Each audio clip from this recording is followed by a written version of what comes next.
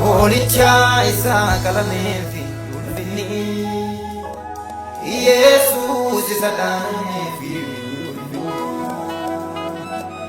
Olicha isa kalamefi ulfini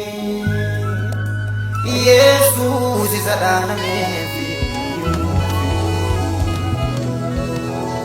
Olicha isa kalamefi ulfini Jesus is a dynamic Olicha Sakalamipi Ulfini Jesus is a dynamic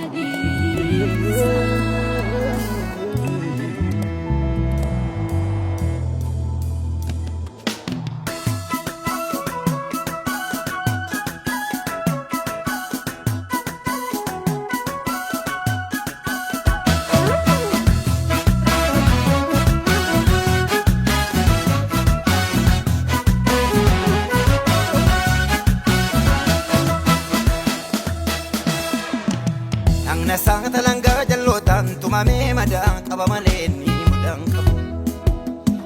Cinacha sate bon warana me madang kabamaleni mudang kabu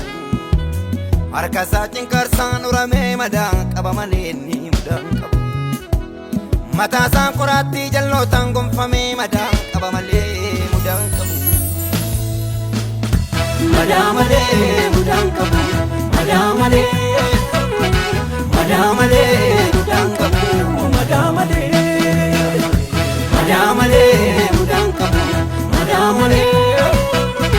Madamale mudang kabu Madamale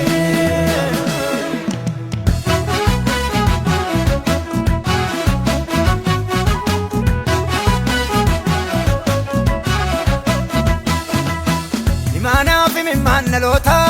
hin kudam matmaleenyanne Jabanda fise jajjabota gonni duwafu warkallanne Lubbu saatin falme dhaloota dhaadachabni gasan dhaabbate Dirree morkii duwaa wajjini sinjifannu boonsa raawwate Madamalee mudaan qabu Madamalee mudaan qabu Madamalee Madamalee mudaan qabu Madamale Madamale mudang kabu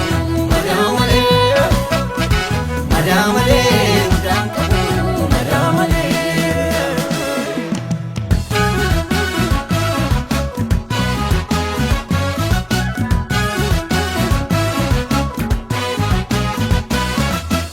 Raba seingane kulla danotam kulla busmale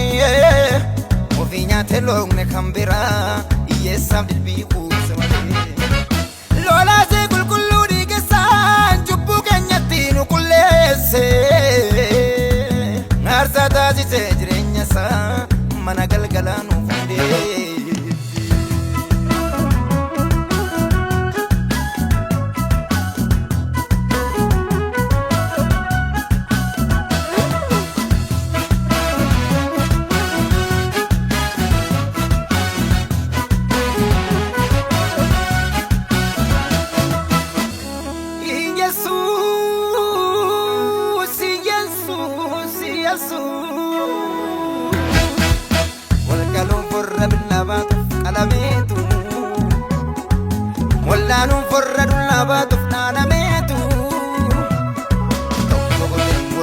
dinooni araarsa biyya guma walqooni Goota jaalalaati masii araaraaf qalame Ola faasikaati aarsaa araaraaf affame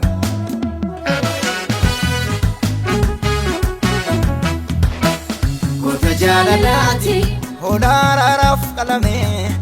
abdii koo garaati aarsaa araaraaf affame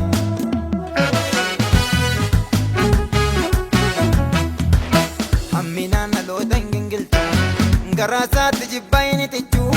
jaalallisaa qorreen kan taruu dhugaasaa nani marrantu hamminaan dhaloota hin gingilchu garaasaatti jibbaa inni tichu jaalallisaa qorreen kan taruu dhugaasaa nani marrantu hamminaan dhaloota hin gingilchu garaasaatti jibbaa inni tichu jaalallisaa qorreen kan taruu dhugaasaa